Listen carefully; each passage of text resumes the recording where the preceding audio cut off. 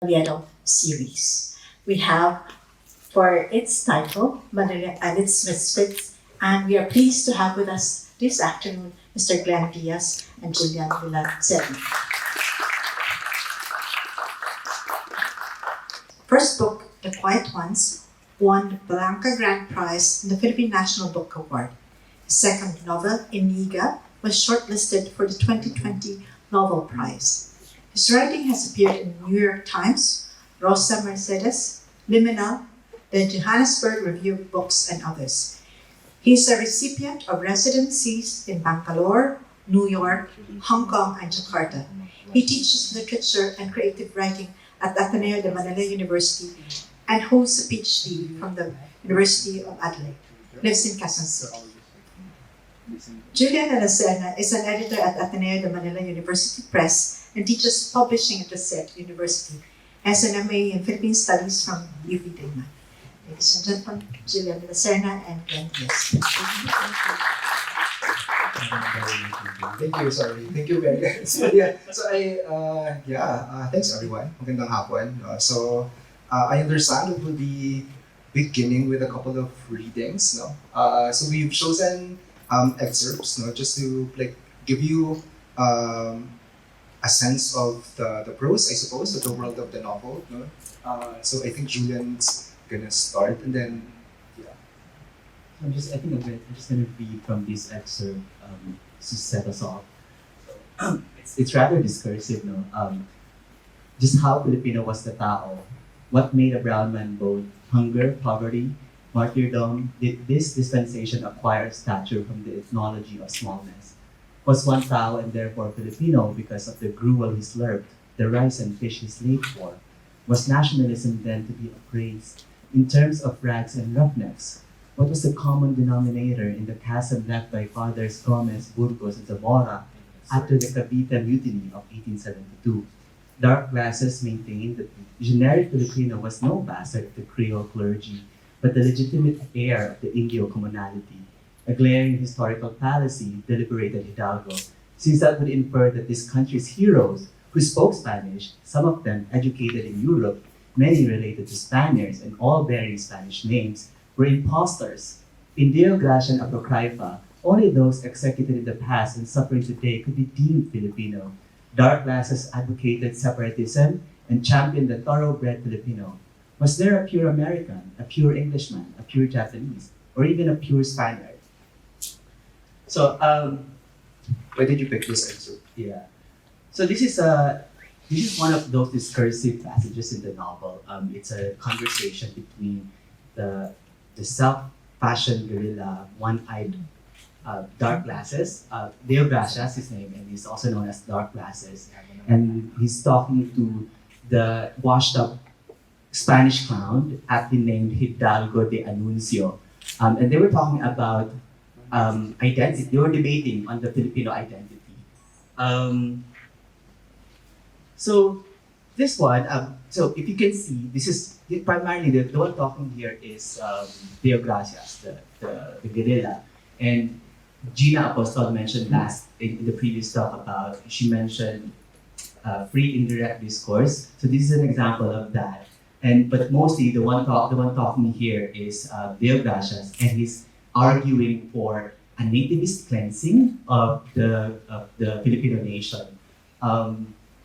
So the notion, the idea of a multiracial, multi-ethnic nation is no longer news to us, and I'd like to think that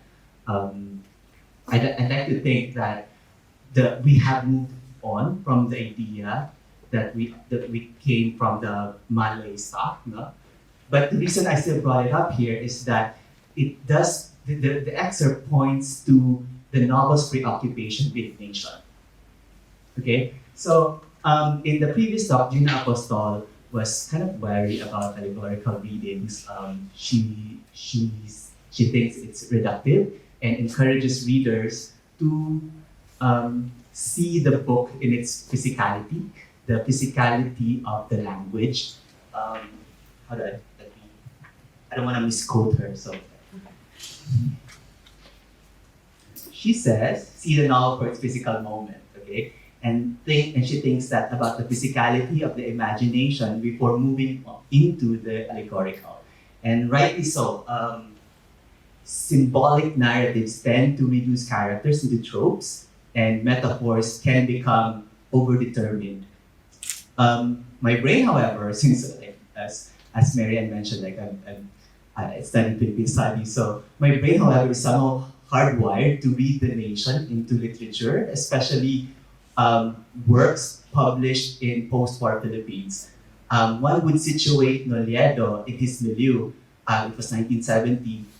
During that time, post-war, immediate post-war, artists, scholars, and writers were building and rebuilding a body that can be a cultural body that can be recognizably Filipino. Parang even before decolonization became a thing, no, parang during the 60s and the 70s. Yes, they were, especially because right after the war, we were granted our sovereignty by America. So now we're free people, so to speak. Free people with conditions. But so we needed to build our own national body. And then the novel, the novel does not resist allegorization. And in fact, it invites, with repeat passages such as, for example, in the prologue, it says, she has been asleep for 3 centuries. And then the amnesiac girl, she remains unnamed throughout the novel, but one can assume that she's Alma. So she attempts suicide 3 times. On her 3rd try, one of the doctors says she's dead, figuratively dead, and the spirits of ammonia won't revive her. Instead, what would revive her is amor patria. So that in itself, it invites allegorical reading already. What else pa ba? So No. I wanted to point out, because if you're approaching Nolledo, if you're reading this book for the first time, I mean, there will be discursive passages, no? And typically when you think about fiction or a novel, parang the expectation is it's gonna be plot driven, it's gonna be character driven, etc. No? But I think similar to if you read Rizal, pages long debates and conversation about ideas. No? So this novel is really not embarrassed about talking about ideas. It really explicitly talks about Filipino-ness, it talks about history, parang everything is parang may nation talaga in the background. No? Of course, Gina is also right in saying that it's so much more than that, and there is a tendency for that to be reduced to Amoran is tapos Hidalgo is Spain. Of course, parang broadly speaking, that's true, but it's also kind of missing the point. No? But and I agree that there is room for discursiveness in fiction. No? Parang there is, you just have to, kasi parang sometimes my own sense of the thing is when we read art or we consume art, no, parang our mind automatically goes to politics on the one hand, and then art on the other. No? So parang they cannot be both at the same time. Yeah. So parang pag may discursive na, parang sermonizing na yung term. Right. No? Parang you're supposed to put, diba, parang yung show don't tell, parang that emerges from the idea that you're supposed to convert ideas into something else. The narrative It should be subtle. You can't be too discursive in your novel. That's the tenet of your criticism, which I'd like to go back to later.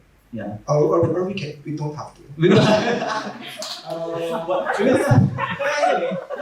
I still find value in allegories because allegory can be not reductive. It can be generative of meanings that do not imprison tropes in their pre-assigned significations. So for instance, when the first time I read Dark Glasses here, my mind automatically went to Simon, for instance, no? So parang may mga ganun talaga siya. So parang that's it does talk to Rizal in some ways. Yeah. Saka even the Dutch person here talks about Rizal, no? So there really is no escaping the allegorical sort of shadow. No? Yeah. Right. No, I'm curious about the characters though, because the novel casts characters in their abject light. Somehow, most of the characters here, especially the central ones, Amoran, for example, are ugly, not deformed.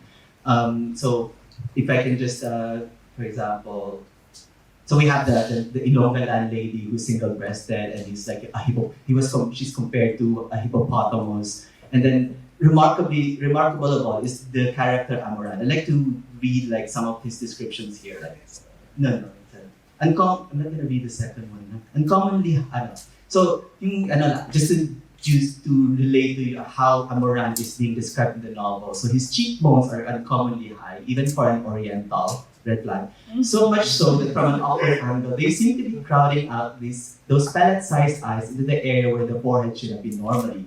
So he with semi-negroid lips, red flag again, offset by a single Editing. single spot in the right cheek throughout protruded white, widely gapped teeth, etc. It goes on and on and on.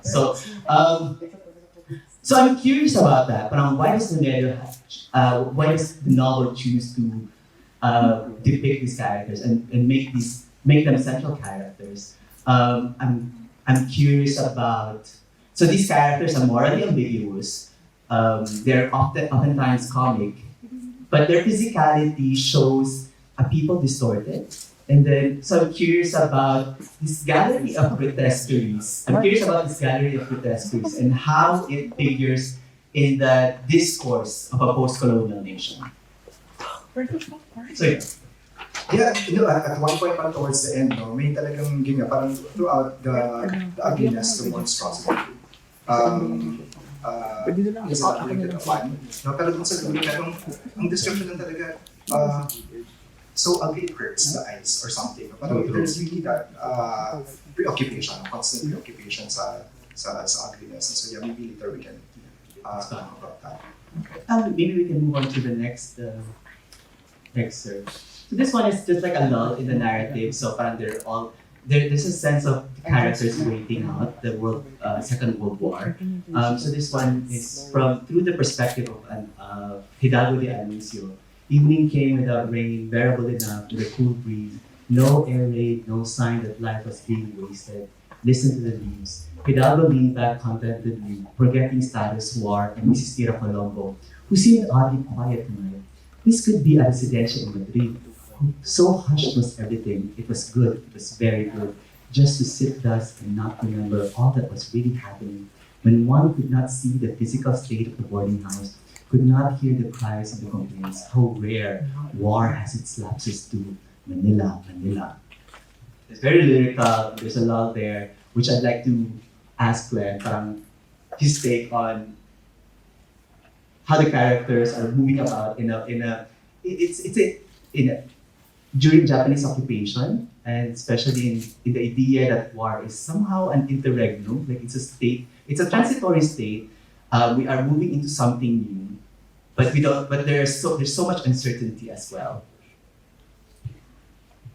What was the question? Yeah, I think that's also like the big part of the book. No, parang on the one hand, parang parang the temporal setting. It's set towards the end of the Japanese occupation. No, so if you're gonna think about the Japanese occupation of Manila, you have like events. No, you have like yung bombing of Pearl Harbor, for instance, signaling the invasion, tapos the declaration of Manila as an open city. Tapos ang next actually yung of course there's sporadic fighting, no, but yung next na talaga ay liberation. No? So there's a lull like in between. No? So when you think about war, for instance, no, you're like predisposed to thinking about it in like violent, brutal terms. No, but a big part of the novel is actually about waiting. No, waiting. At one point, someone says waiting was the word. No, so really, So yung mga ganitong and that's those are the opportunities for the novel to like think about like other things. No, kasi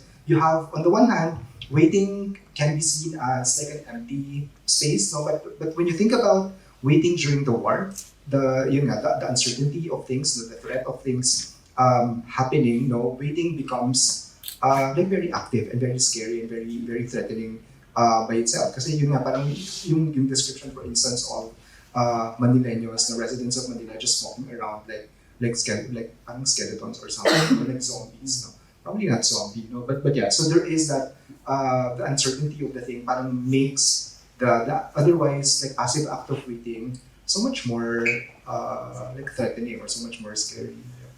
And it does pose questions of historiography as well, because we always think of history as event. Something is always happening in the bigger picture, like leaders, lawmakers, soldiers are doing something that's very active. How about history as non-event in terms of the people?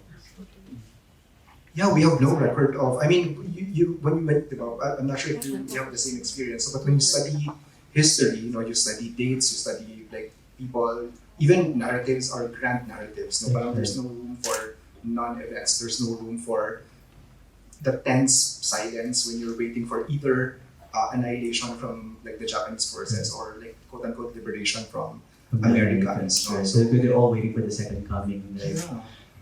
Which is kind of amazing because this was published in 1970, and then Reynaldo Ileto, who wrote Passion and Revolution, like history from below. So he kind of introduced that historiography. Na he's reading the Passion and how the people from the common people were responding to the revolution. So the novel predates that. So it offers us ways of looking into history, into World War II, and not just to look at the grand narratives, as you said. Okay, can I go to mine now? Right, let's go to yours. Okay. It's gonna be survival. Okay, so I'm gonna read of something from like very early in the novel. Now this is like chapter 1 if I'm not mistaken. No? So again, I'm gonna read first before, and this is from the point of view of Hidalgo. Hidalgo had not much use for Avenida Rizal, where we just passed by earlier.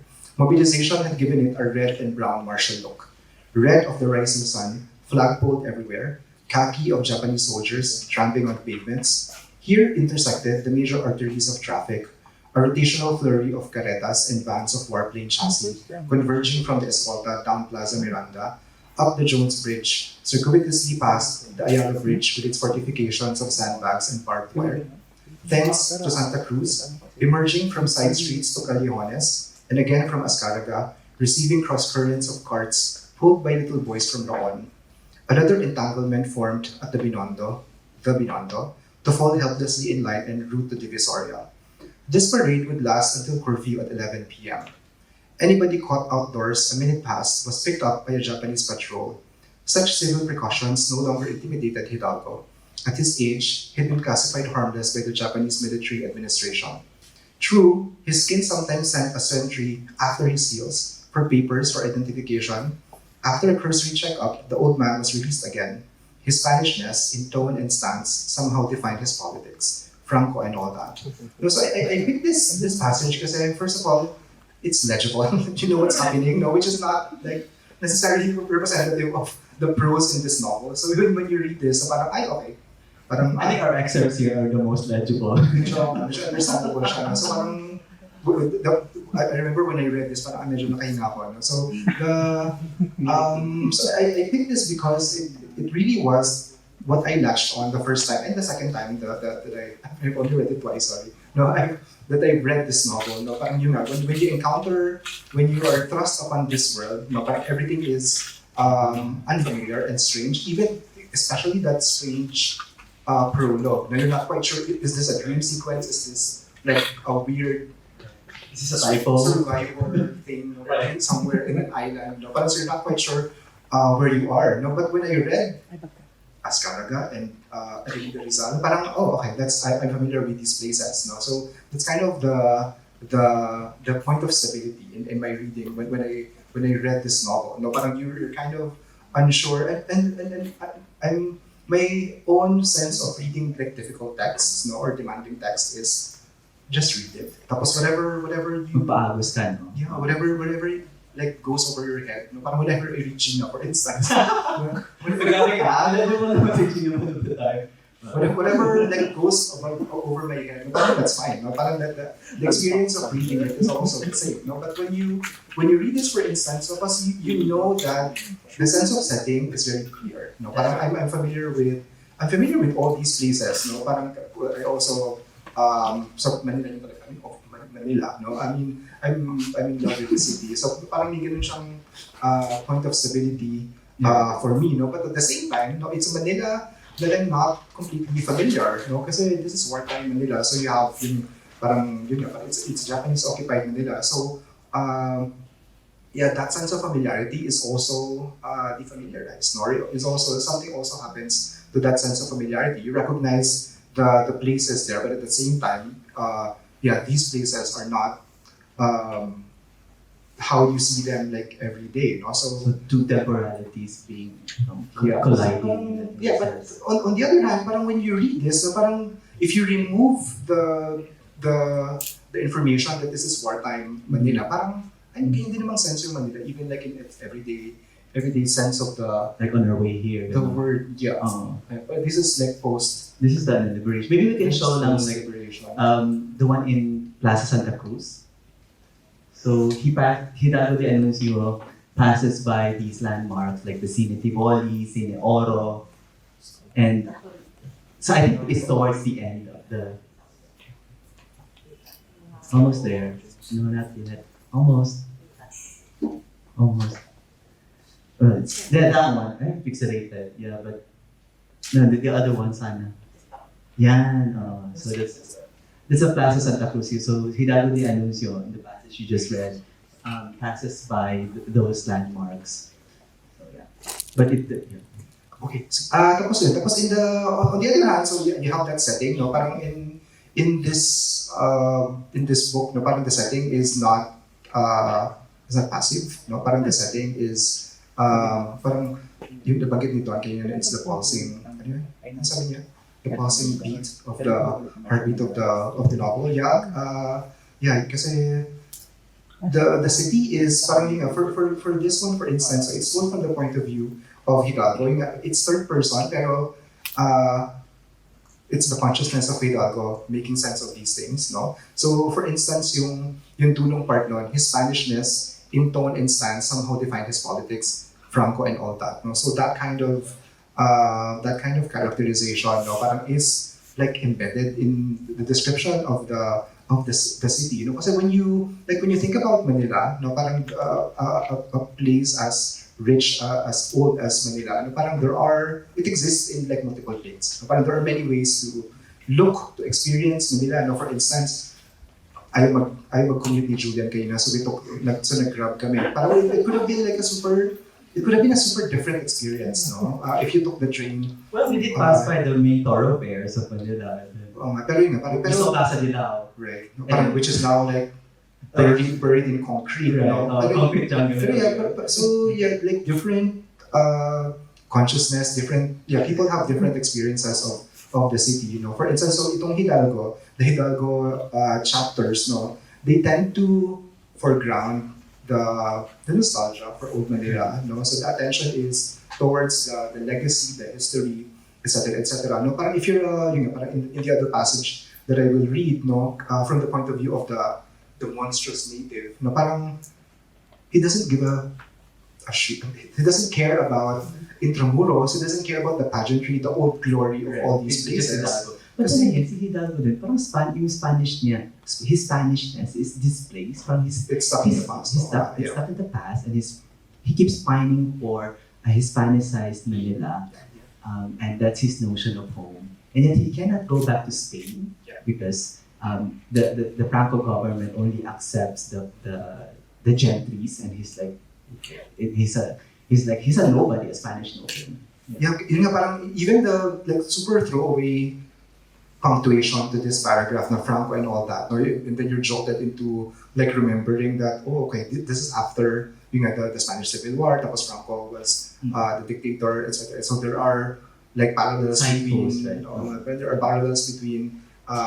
imperial Japan and then fascism in Europe. So tapos ano lang siya, it's like a throwaway sentence, no, or utterance in here, no? So yung tapos na-connect niya yun dun sa description ng ng Manila, no, in a very specific way, no, which I thought was kaya ito rin yung kaya di ba writers like talking about free indirect discourse, no, kasi ganito nga yun, kasi yung put it into the consciousness of Hidalgo. so parang that's how you enrich narration, no, not to be a suitable teacher, no, but that's how you enrich narration.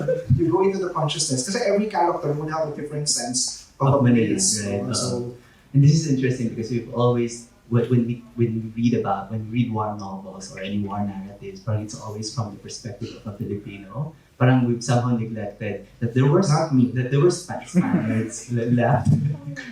There were Spaniards left in the archipelago, and what were they doing during that time when the Americans took over and then most of the Filipinos were embracing this new colonial regime?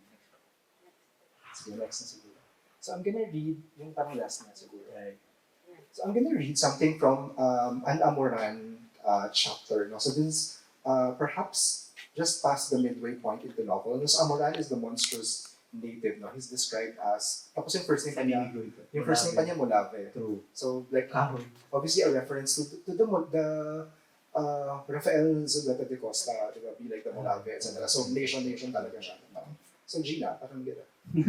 So, tapos Sige. Papadala to kay Gina ha. Bahala ka dyan. Nag-nerve sa'yo. So, my point is parang, follow the terms. Anyway, yeah, so this is from Amoran, the Amoran chapter.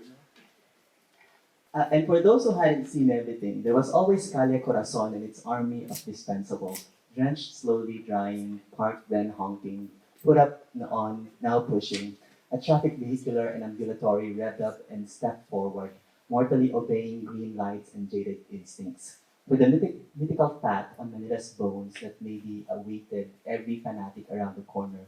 Inakupo, what glorious self-deceptions, what debilitating basement deals, zippered up or vested with newspapers, for such were the armors of the skin, down to the last cigarette butt, hands in pockets for what small change wasn't there anymore, they prevailed.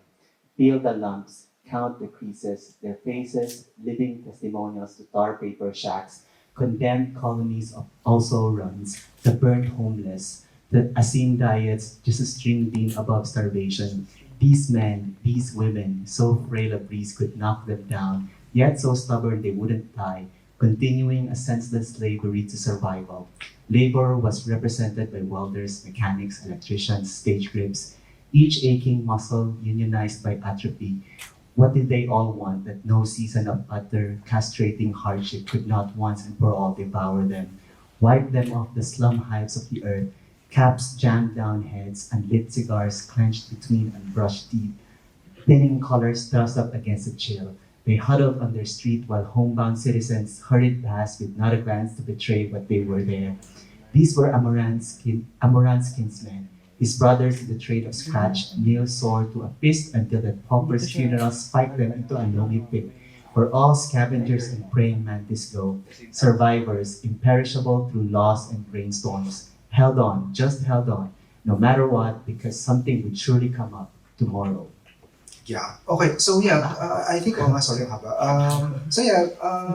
From this excerpt alone, no, you kind of get a sense of how like different the perspectives or the experiences of Manila. No? So this one is all about like trying to survive. No, and in the when you think about parang when you think about the war, no, in this novel, like gives so much like ethnographic details about breadlines, about riots, etc., etc. No, so for an entire I would say the majority of people, no, they're not like pontificating about nostalgia. They're not thinking about history. No, they're trying to survive. No, they're trying to every meal is a struggle. No, and what struck me about this is ganito pa rin yung Manila. Parang you can like think about if you like uproot this from its context from the pages of this book. No, this can describe Manila like over the past at any point over the last 40, 50 years. No, so I think that's one of the ways in which I try to make sense of the book. No, again on the one hand, things are that oft quoted saying of the more things change, the more they remain the same. No? Parang maraming nagbago pero walang nagbago. No? So and that's how really and me reading the book from 2023, parang, and for mga taga Lasal dito, diba? Parang, like, think about commuting, trying to, like, get home, like, Friday night, no? Parang rush hour, etc. Of course, not to undermine, not to diminish the terror of war, no? Pero, I just kira talaga, parang ano talaga siya, diba? Parang may ganung, well, it's couched in those terms, it's a war. It is. So parang may ganun siyang, that's how I made sense of reading the book in 2023, no? That it can, on the one hand, it's a historical book, but when you think about a city like Manila, no, what I value about this book is a city like Manila changing all the time, no? And yet parang the violence, no, remains the same in the same way that history can exacerbate or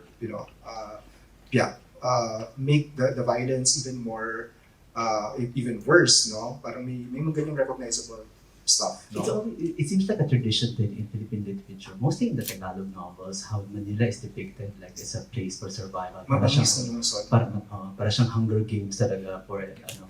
One example, yung remarkably would be sa Buko ng Liwanag. What's his name? Sorry. Edgar Reyes, sorry. Yung daughter yung naalala ko si Andromeda. Ang ganda kasi ng pangalan niya. She's a model. She's a model. So the daughter of the author of Sa Buko ng Liwanag is a fashion model. Alright, but yeah, so Manila has always been depicted that way. It's when novels show the people of Manila, they're always trying to survive. Battle weary, no? And yun nga, parang yun nga, and the other thing I appreciate about this, no, is yun nga parang, di ba, where you grew up, of course this can be essentialist, no? Parang, but if you're born and you were raised in Manila, parang you, ano ba yun? Parang it shapes a significant part of your personality, I think, especially if kung hindi ka naman sheltered masyado. Kasi there is also a way to experience the city na parang you go from your gated village, tapos you're chauffeured to your gated school, etc. So there is a way to community immersion. There is a way to be shielded from the violence of Manila. No? Pero for the majority of the people, Manila like creates a very specific like consciousness and personality. But can I be very personal?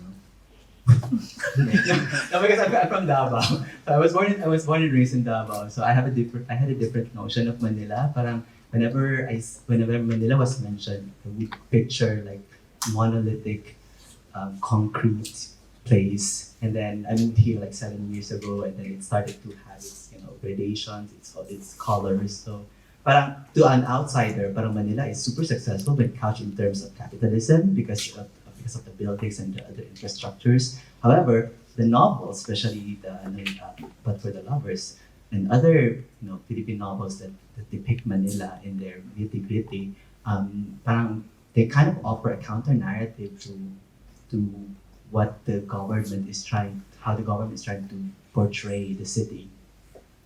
Yeah, saka development is parang when you think about parang I heard somewhere that when you like separate the GDP of Manila or something, parang it's supposed to like be parang higher income na siya or something.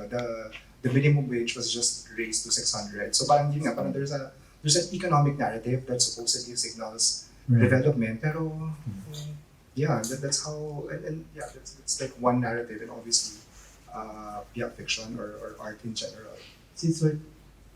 What about the notion of Manila as a global city? What do you think of that? Is it a recent thing, or do you agree in, Rene Haveliana, for example, in his book Weaving Cultures, he says that it's available at Ateneo de Manila University. He says that Manila has always been a global city because it used to be an entrepot. During the age of the globalization started in the age of empire when the Spanish Armada left. And they started discovering new lands for spices. So that in itself had already converted Manila as a global city. Do you subscribe to that, or what do you think of that notion? I suppose, technically speaking, now when you think about the galleon trade, for instance, as a precursor of like globalized like free trade, etc. No, parang Manila is at the center of that. No, so therefore, on the one hand, that's like very economic in nature, but obviously that also varies in like cultural exchange, etc. etc. No? But on the other hand, yun nga, parang I also have sort of misgivings about the term global, no? Or parang when you phrase it as Manila has always been global, no? I think it was Rizzi Mujares who said somewhere. I can be like misquoting him, no? But parang it's kind of weird to hindi gamit yung word na weird, parang it's kind of strange. Hindi rin strange, but it's kind of weird to like force or like command a city like or even a country like the Philippines to globalize or to modernize when we've been colonized. No? So parang we have been forced to, di ba parang modernity came into like the archipelago via colonial conquest. No? So parang it has always been global. No? Pero global kasi can have like connotations of like cosmopolitan or parang very it's very celebratory then. Parang siyang positive, no? But when you think about Manila's like implication with like global circuits of like capital, etc. etc. Parang it has always been bottom rung tayo. Oo nga, yeah. Parang it's been always been implicated via like a skewed like power relations, no? Parang what's happening now when you think about the global village and the global south. Or kahit yung the proxy war between Beijing and Washington tapos Manila is kind of like stuck in the middle, no? So parang may ganung imperial or colonial dimension, yung pagiging global ng Manila, no? Which when you say that Manila is a global city, and it's kind of you're kind of reminded of that kasi parang yung World War II parang na-distill niya yung ganung history, no? So you have a Spanish character, you have an American character, you have like a Dutch, I think, prisoner of war. Yeah, he's of many colors though, according to the novel, but he's primarily an Englishman. Englishman, okay.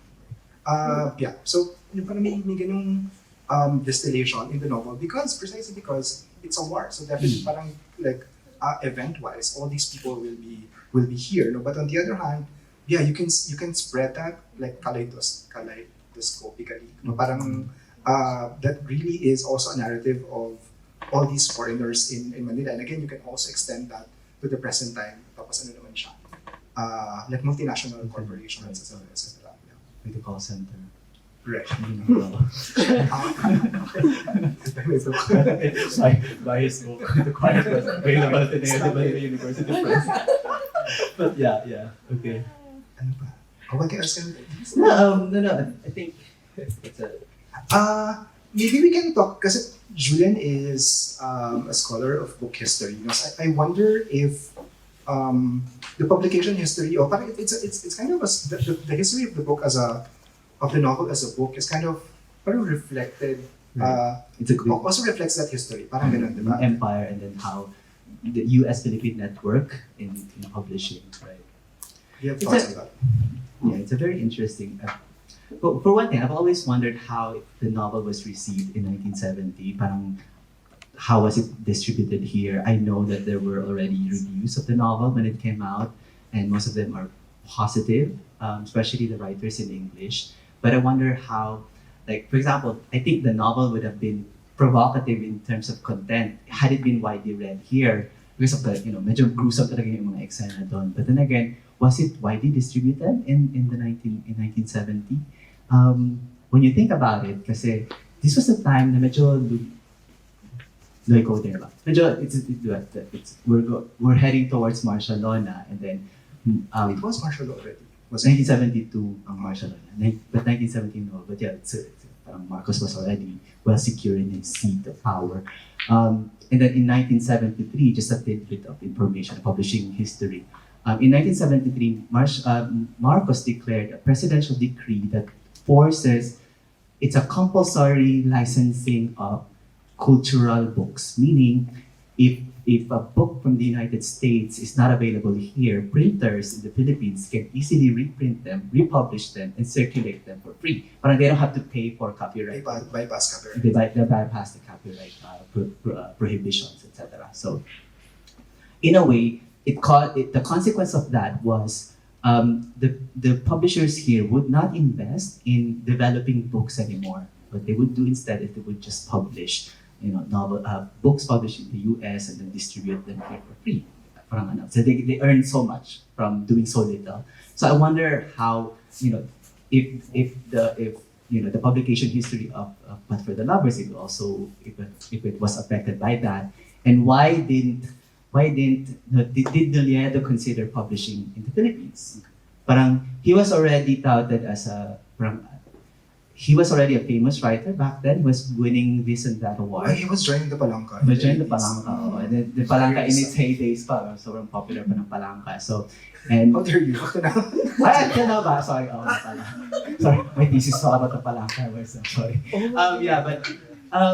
Why did he choose to publish there? Parang based on the introduction by Audrey Carpio, parang somehow the Americans had courted him through it, parang chased him throughout his career. So he was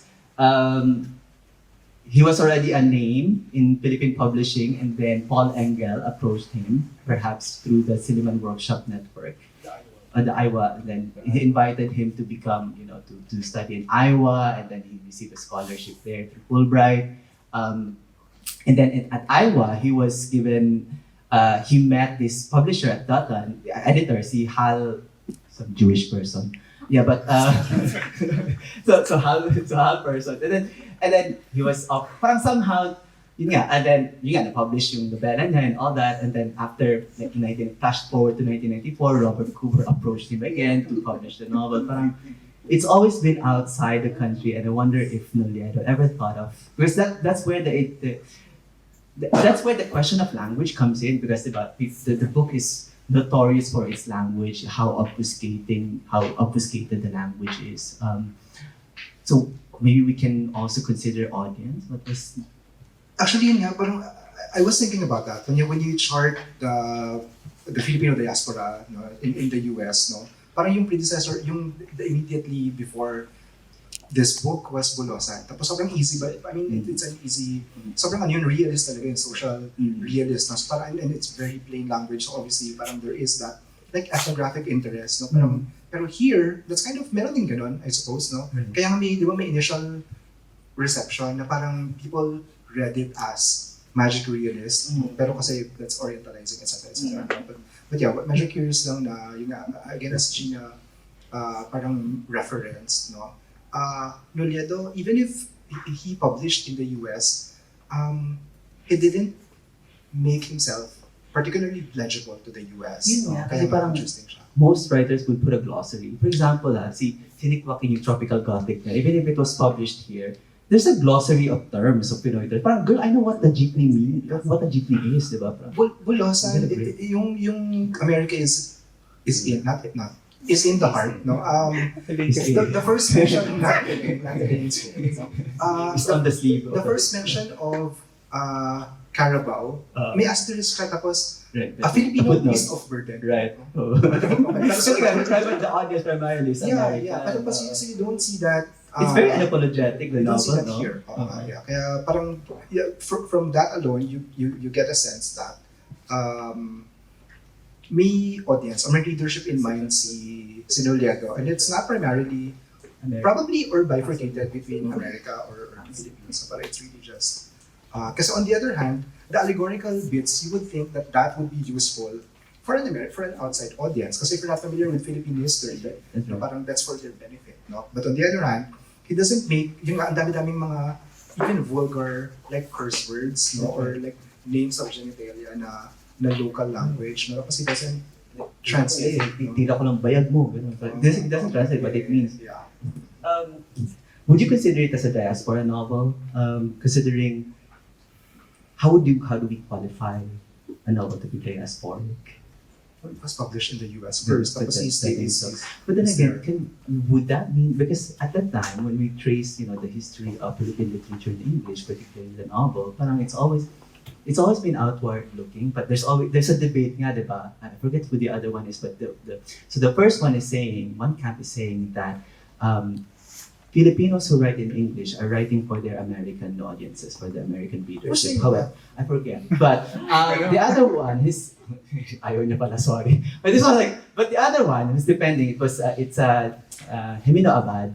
He's saying that we're writing from English. That's how he says it, diba? So we're writing from English, and that we've already carved we already own the language, and that when we write in English, it doesn't mean that we have American readership in mind, it's also possible that these writers are writing for Filipinos who speak and read the language. So, but then again, when you trace, the publications of novels, novels in English in particular, parang it starts with Footnote to Youth by Jose Garcia Villa, and then America is in the Heart. But there's a gap then, followed maybe Benvenido Santos was, and then NBM Gonzalez. But there were huge gaps, but most of them were published like outside because of the climate here, the Philippine economy does not permit, parang kind of prohibits wide and then large scale publication of books. But even in Tagalog literature din kasi when you think about it, most of the Tagalog classics that we read now published by whatever university press, they're in book form, but they started as serials, so they're not published in book forms.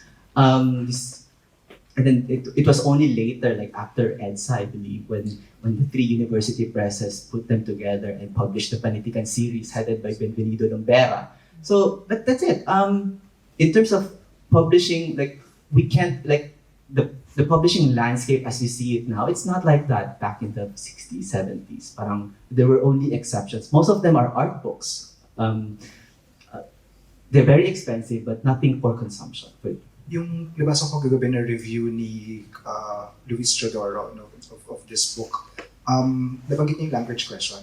He engaged the language question. Parang on the one hand, if you read in English, obviously that's gonna be at a remove already, from the experience, from like a Philippine, whatever Philippine experience that you're depicting. Pero nga, the counter there in NVM is because you read it in English, parang that remove can be a source of illumination. Kasi nga you're defamiliarized, you're kind of jolted from the plainness of that experience. Kasi hindi siya direct translation. So, especially, and that's like not even taking into account the prolix, the very elaborate, the very opaque, sometimes opaque language of people like Nolledo or Joaquin, etc., etc. So yeah, in terms of like handling the language, there is something that's being done, as opposed to just recording things. In terms of accessibility then of the English language, curiously enough, SP Salvador P. Lopez in his famous book, he's espousing for content. It's not much. There was a great Lopez Villa debate about versus content, art versus art's sake, etc., etc. So even if SP Lopez was championing for content in literature, he actually believed in Philippine writings in English. He's saying that if all Filipinos had equal access to good education, that they would learn multiple languages, then it would be fine. The production of Philippine literature in English shouldn't be a problem. Even the Marxist critics, parang you even like Joma Sison or the father of women, Helasio Guillermo, would write about the potential and the possibility in writing in English. And then Garcilaso wrote in English, so parang it's really like but it's not as simple as. It's not a cultural problem per se, siguro, but more of a class issue. Because Gina also pointed out in the last talk because there was a problem. But I think it was Erino Chidoro who pointed out that his students that were not reading anymore. But then again, Gina answered that by highlighting the problems in our educational system. I think we need to open the floor for questions. Sorry. Sorry. You have questions? It's further. You should also show yourself. Anyone who'd Oh, like no, it's a very intimate Yes. gathering. There's a mic at the back. What's your question? Okay, so there's a mic at the back, and then there are seats, empty seats, the front row.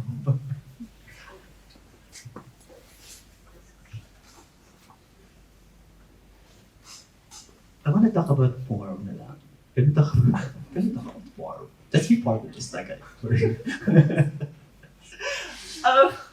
Kasi one thing I noticed about one thing I noticed in the novel is that it lacks this overall this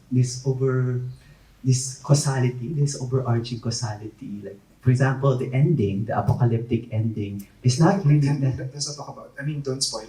Ayaw nga pala. Okay, can you spoil? Okay lang ba? Like, very lang. But pretty much everyone knows what happens if Manila gets destroyed.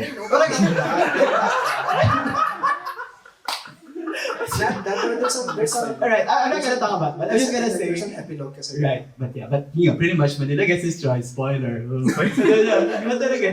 But how the characters have dealt with this the massive destruction, but are not really the consequences of their decision they make in the beginning of the novel. So parang kasi in fiction workshops, at least those that I've attended, parang they're always emphasized the inevitable causality of events. Parang if a character makes a decision here, parang that decision has to echo later towards the narrative, and then it should be like consequential. However, in the novel, it's a loosely strung wartime episodes, and then there are recurring characters. However, there is no causality in what they're doing. Like in terms of who survives and not. Right, and then how they respond to the ultimate destruction. Then I think parang war overrides all those right, practices. it's like a Diaz ex machina, no? I suppose, no, and saka obviously kasi nga parang the book is making a point about survival. No? So therefore, yung parang spoiler, Alma and Amoran survive. And then all that's a good way to like. So parang the clues are all there naman, di ba? We're all rooting for the ugly Indio. It's mentioned in the in reviews and such. No? Parang, so yun nga, so you get yun nga, parang plot points or parang narrative or the sense of narrative is it's subordinate to the discursive idea, no, that what survives after the war, Amoran, no, this monstrous scavenger figure, and then Alma, the sleeping soul. No? And it's all moot, no? Parang what they've done during the war, the decisions they make. It's all moot because of the air raid. I suppose so, but also when you think about the Spanish clown, actually hindi siya clown, parang vaudeville artist, no? Medyo clown nila. Actually, na-disappoint ako the first time I read this, tapos the first scene was this actor removing the makeup. Sending the clowns, no? Ganun yung background kapag swinging to a movie set. In the clowns. I don't think so. I don't see it. It's not gonna work. I don't see it. Barbara Streisand. I don't think they can pay for licensing. So when you think about, of course, on the one hand, meron siyang nire-represent, no? Spain, etc. Pero when you think about his role in the narrative, no, his like passiveness and his nag-give up na kasi siya eh. Yeah. So parang hindi patayin na siya, parang deserve. So parang may ganun namang sense doon na. Sorry, I was about to say. There's obviously like a bigger ideological, historical point, but at the same time, ano din naman siya, parang it's also like justified or like explained to a certain extent by characterization and plot. So, ano pa ba? You have questions? Go lang. Dear. Tagtawag na sorry. Sorry, joke lang.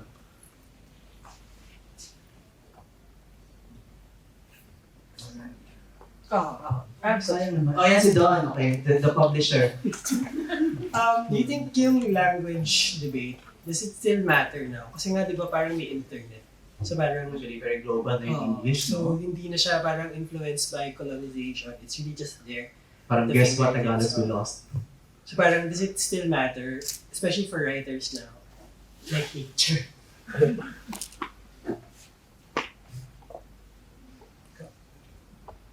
What do you write in English? Um, You mentioned you're writing, can I say this? Can I say that you're writing, your manuscript is in Tagalog? Like, Paul Rizal, no? The third novel is gonna be Tagalog. The third pangit, no?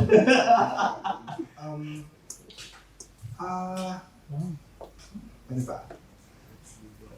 Is it still up I with suppose, to a certain extent, you can say that you can blame your colonial education. No, parang I began writing in English precisely because, parang I was taught to value writing in English as a skill. So therefore, I wrote in English. No? Tapos I went to UP, etc. No? But on the other hand, actually, after my own sense of the thing is, of course, that's not a problem for some people. No? Parang all their lives, writers can claim that I write in a certain language because of history. So I think that's valid. No. So, but to me, kasi I can also write in Tagalog. No? Parang my first It's a language, decision. my first language is Tagalog. So parang yun na, parang at a certain point, of course, it's valid to claim that you are a historical creature, so therefore you write in a certain way, no? But because I can write, I have that choice, no? Parang it's a conscious decision to.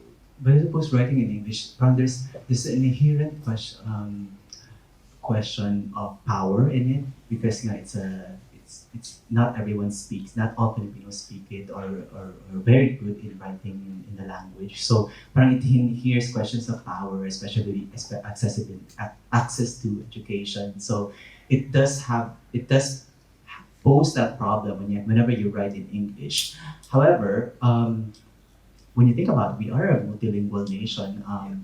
For example, I grew up Bisaya, but then I was also surrounded by Tagalog because of the media, and then I have in Mindanao. I grew up in Mindanao, so it's really multicultural. And then I have neighbors who are Ilonggo, and then when I go to school, we're taught to speak in English. And worse pa nun, I go to a Chinese school, so we're also taught to speak to learn Mandarin. So parang this melange of languages, parang which at some point we have to choose something when we write. So I don't believe naman in the hierarchy of writing in Tagalog is the most patriotic thing. Kasi parang, so there is a F my drag. So historical consciousness, historical conditions that are predisposed to a certain thing. Tapos yun nga, parang if you write in Tagalog, parang you feel like, okay, parang you will be read by more people. Pero for many Filipinos, Tagalog is as foreign as English. That's right. For example, I had to. I'm used to reading works in English because of my education. We rarely touched Tagalog. So Jessica. Yeah, because of Jessica Zapra, she was very famous in Davao. Yeah, but most of the texts we were taught to read were in English. There was also that rejection of Manila imperialism in the region. So parang we kind of Manila is, Tagalog is tantamount to Manila, so we kind of rejected that. Although we consume popular culture, mainstream media, ABS-CBN was very popular in Davao. So parang ganun. Yeah, I agree. There's really no hierarchy. You're not more of a Filipino just because you're writing in Tagalog. You do not speak for Mindanao just because you're Bisaya, for example. Like the previous president, he does not represent the whole of Mindanao. He does not represent Davao just because he's from there. Other questions? Hello, I was just finding an in for the question that I already had in mind. I will preface this question by saying I really love this book, and also it's not an easy book to read. I think we've already spent a lot of time and discussions talking about how the language of the book is very dense and difficult. But for me, it was also difficult to enter this book through the lens of time. The events of the book happened, I think, literally in just a few days. But everything feels suspended in time. Like you have a woman in the beginning of the book who's already asleep for 3 centuries. Tapos biglang magko-condense yung timeline natin into 7 days. So my question is, I guess to you guys as a writer, could you speak to time as this kind of malleable device to unravel a narrative that is, number one, empirically rooted in history. Parang meron siya talagang empirical facts. And also sites of physical, emotional, mental trauma. There. It's a good thing you mentioned trauma because it's one of the characteristics of trauma. It recurs, especially in moments that you are not prepared for. So the past literally haunts you. And then you're not prepared for it. Formally, the novel does that. There is a collapse of that time, especially towards the end of the novel. There's a juxtaposition between 2 wars, 2 battles for Manila, the one in 1945 and then the one in 1899. And then, so it's very disorienting if you're reading the novel for the first time, because you don't know what's going on. The only signpost you have is the italics. And then And then it's parang siyang interspersed siya. So 1899 and then 1945, and then you just have this the sign in italics as a signpost, and then some clues based on the personages like McKinley, the mention of the word Spanish Armada. So it does have the novel does question like the linearity of time. Maybe that's the reason that I was looking for the causality, in the overarching causality in the events, which I cannot find, because that's the project of the novel. Parang it does not merely state like in the parataxis, but in this and this and this and this happens. It's more of hypostaxis, if I'm using the word correctly, because there's somehow a dilation and then ricocheting, parang spiraling of time within the novel. I'm speaking in terms of the form. Yeah, I'm gonna say the same thing, no? Parang, yung favorite word ng mga critic, no? Palimpsest. It's a palimpsest. Okay, so, yun nga, parang you're exactly right, no? Na may attempt nga to collapse Philippine history, no? Within that seven, or like, actually I don't remember even the passage of time here, no? Parang medyo suspended nga siya. That also sort of adds to the waiting event or non-event, no? In the book. But parang yung pagko-collapse ng time yata, the suspension of time. Of course, parang isn't that a favorite of like fiction people, no? The dilation of the moment in order to sort of include all of the like separate like historical like ideas in discourses, no? Parang yun nga, here within the you have characters precisely stuck in the present, no? Or parang preoccupied with like the present moment, and you have characters like looking elsewhere, no? In terms of time, no? So parang that's really like the central like operation of the novel, no? Parang trying to capture, reflect centuries of history within these. Tapos yun nga, useful siya sa trauma because trauma recurs, trauma is deferred, ng mga ganyang ideas. Because I think we're also used to history as something linear, that there's a progression. It's the same way that nation is always tied to narration, because it's like there's a beginning. Like if we go by the Aristotelian route, there's always a beginning, a middle, and an end in narration. However, scholars these days have been questioning that kind of historiography. Like multiple things are happening at the same time, and there are more times beyond the plot. There's a calendrical, there's a chronos and the kairos, etc. The ancient Greeks have already formulated those nuances in time. Parang siyang Mrs. Dalloway. It's a modernist text, obviously. So Tira Colombo says she'll buy the flowers herself. Thank you, Deirdre. Thank you, Deirdre. It's a good question. Hello. Hi, Glenn and Julian. Actually, when you brought up Mrs. Dalloway, sabi ko, this is the perfect time to ask this. Bringing it back to the city, we all know of the city in literature, or at least in modernist literature, of course, along the lines of Baudelaire, the flaneur, and Benjamin, of course, who would say that the flaneur is dead eventually.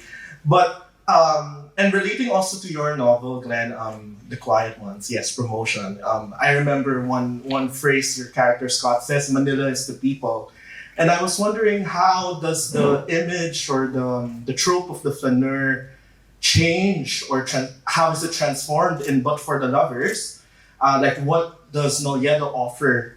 What new things do Nolledo offer in regard to the flaneur, and even beyond Nolledo, like how does the flaneur transform throughout Philippine literature? Being your novel as one example. That's all. Paper. You're asking for a paper. Actually, the first time I read the more recent reading, no, I just recently taught Fairy Tale for the City, no, Alphon by tapos ganun din nga siya, flaneur din siya, no? So there's a certain mapping that's involved, no? But I think the interesting bit here is yun nga, parang the mapping of the city is mediated by very specific like historical consciousness. So yun nga, parang Tapos, ano talaga siya, deliberate talaga siya. No? Parang it really is mapping a very particular area from a very specific consciousness. Tapos you don't, in certain parts of the book, the city actually recedes. No? So I suppose it's a very specific kind of attention to like look at the city like Manila during this particular time. Parang it's literally parang from the Spanish from Hidalgo's point of view, Manila is really crumbling already, no? And that's connected to his psyche, no? But yeah, it really, I think here it differs in intensity. It differs in the kind of attention that's given to particular places. Meron din ditong very portrait of the artist na set piece, no? Na parang meron as in two sisters, tama ba? Two sisters in Intramuros, so na binibisita ni Hidalgo. Yeah. Yeah. So I think that's referred to that. There's also a mention of ethnology of smallness, and then Joaquin is famous for that essay, diba? Controversial essay. Yeah. I don't know, I haven't really thought much about Tanuring, but maybe the idea lang that we characters produce the space as well as counter narratives. So we do have the dominant narrative like Manila as progress, it's the concrete jungle and whatnot, and then there's also the narratives from the people, how they perceive Manila, and then I think those are mapped out in novels, in literary works. actually, ang pinaka-interesting sa akin dito yung the boarding house, no? Which is just it's a like two-story. it's one space, no? Parang it's the bottom rung of the civilization, etc. So parang it's on the one hand it's microscopic, no? There's a microscopic parang depiction of Microcosm. microcosmic, no? But on the other hand, ano din siya, parang ibang space din siya, no? Kasi things stay the same, no, within that confines up until It's also an access. People come and go. It's a boarding house. Even the Major Sigura would just visit there. Diba? It's like an access in Manila. And it's located north of Intramuros, near the Pasig estuary. So we're guessing, I was talking to Jeff Yap, who's with Intramuros administration. It could be either San Nicolas, because at that time San Nicolas was a highly residential area, or Tondo, pero sobrang layo nun. Parang it would be difficult for Hidalgo de Anuncio to be walking from Intramuros, kasi he's from Intramuros, that's where he finds Alma, and then to be walking all the way to Tondo just to go home. Kasi he doesn't ride the tranvia. So baka nga So it's like one way of literary mapping din, di ba? Parang baka nga iba yung flaneur na parang conscious of the baggage of nation or parang or history, historical consciousness in general, no? Yeah. Thank you. Salamat. There's one activity that you can conduct, like literary tours. For example, we did one with Intramuros, touring Intramuros based on the stories by Joaquin. So we were listing down the places mentioned in his stories, and then we would visit them and then see how they are now, if they're still there, etc. Chapter 1 in the novel starts with that. Parang Hidalgo walks, is one of his evening strolls that he goes to. And then when I checked the map, parang nag-make sense naman na galing siya sa Plaza Santa Cruz, and then goes to Avenida, and then Intramuros, etc. So parang hindi siya biglang, it's not like the Game of Thrones towards the end na biglang for some reason sobrang lapit.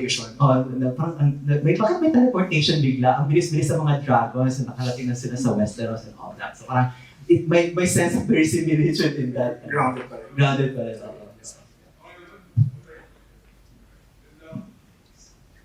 Other questions? Well, I hope na to those who haven't read the novel yet, parang there's always, parang Gina was questioning the whole idea of cult kasi it distantiates the readers from the book. Parang it's a fun book. It's notorious for the dense and lush language, but then again, parang a lot of books are like that. So magpaagos. The first thing you need to do siguro is magpaagos kayo. But how was it your first time reading the novel? Yeah, actually, I was gonna say that yung excerpts na pinili namin, parang they're the more legible, pero they're also the least fun yata. Parang hindi siya fun kasi information lang siya, as opposed to there's someone playful kasi niya. So fun siya.